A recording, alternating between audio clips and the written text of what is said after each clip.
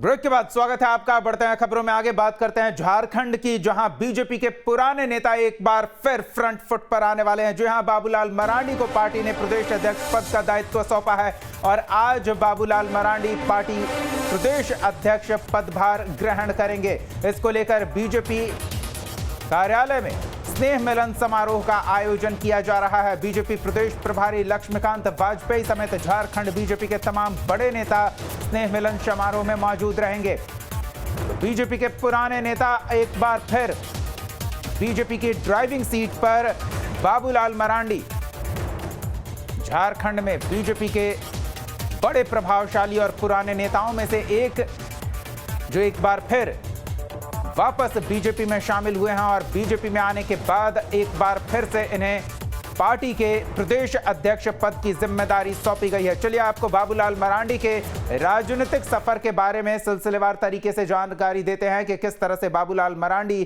कहां से शुरू करके अभी कहां तक पहुंचे हैं। तो आपको हम पूरी जानकारी देंगे। बाबूलाल मरांडी झारखंड बीजेपी के बड़े ही प्रभावशाली और कद्दावर चेहरों में से एक, लेकिन मनमुटाव के कारण पार्टी से दूरियां बनी, नई पार्टी बनाई, झारखंड की राजनीति में सक्रिय और प्रभावशाली रहे, पर परिस्थितियां फिर बदली और बाबूलाल मरांडी की बीजेपी में वापसी हुई। झारखंड के पहले सीएम बने थे बाबूलाल मरांडी। एनडीए सरकार में केंद्रीय मंत्री की जिम्मेदारी भी संभाली है इन्होंने। 1991 में लोकसभा चुनाव में पहली बार लड़े और हार का सामना किया, लेकिन हार से टिके नहीं। 2006 में परिस्थितियां ऐसी बनी कि बीजेपी से अलग होकर इन्होंने झारखंड विकास मोर्चा अपनी खुद की पार्टी बनाई और उस पार्टी को 2019 के विधानसभा चुनाव में 3 सीटें मिली। 2019 विधानसभा चुनाव के बाद बीजेपी में वापसी हुई फिर से बाबूलाल मरांडी की। जेवीएम का इन्होंने विलय किया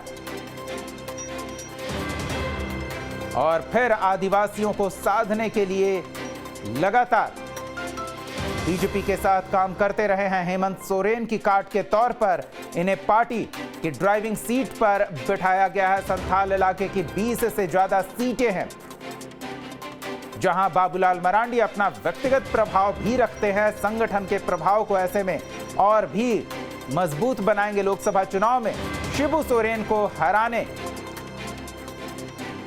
की उपलब्धि भी इनके नाम है। सरकार चलाने का अच्छा अनुभव। आदिवासी के पसंदीदा चेहरों में से एक हमारे सहयोगी सूरज हमारे साथ जुड़े हुए हैं, उनसे जानते हैं एक बार फिर झारखंड बीजेपी की ड्राइविंग सीट पर झारखंड बीजेपी के कद्दावर और पुराने नेता बाबूलाल मरांडी बैठ रहे हैं। बीजेपी की गाड़ी अब रफ्तार से चुनावी मोड़ पर आगे बढ़ेगी। सूरज, देखिए, निश्चित तौर पर कह सकते हैं इससे पहले भी दीपक प्रकाश प्रदेश अध्यक्ष थे, उनके भी नेतृत्व में पार्टी काफी अच्छी काम करी है और खासकर अभी फिलहाल बाबूलाल मरांडी को नए नेतृत्व के तौर पर बीजेपी ने एक बड़ी जिम्मेवारी दी है। आज इनकी पदभार शपथ ग्रहण है।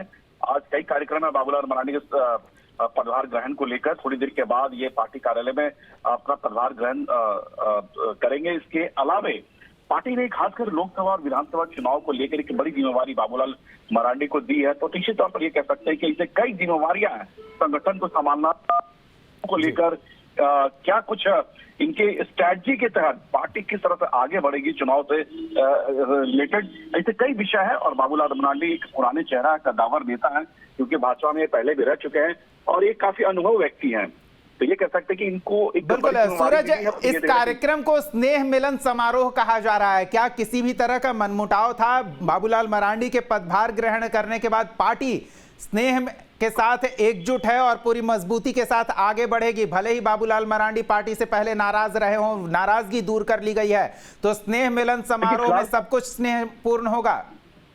दीपक, देखिए, किसी तरह का कोई नाराजगी नहीं है और बाबूलाल मरांडी, जैसे मैंने आपको बताया, एक कद्दावर और पुराने चेहरे हैं और खासकर बाबूलाल मरांडी को पार्टी ने जिस तरह से जिम्मेवारियां दी हैं, उस जिम्मेवारियों के तौर पर जितने भी इनके सहयोगी लीडर है सब इनके साथ इंटैक्ट है, यानी इनके सहयोग में है।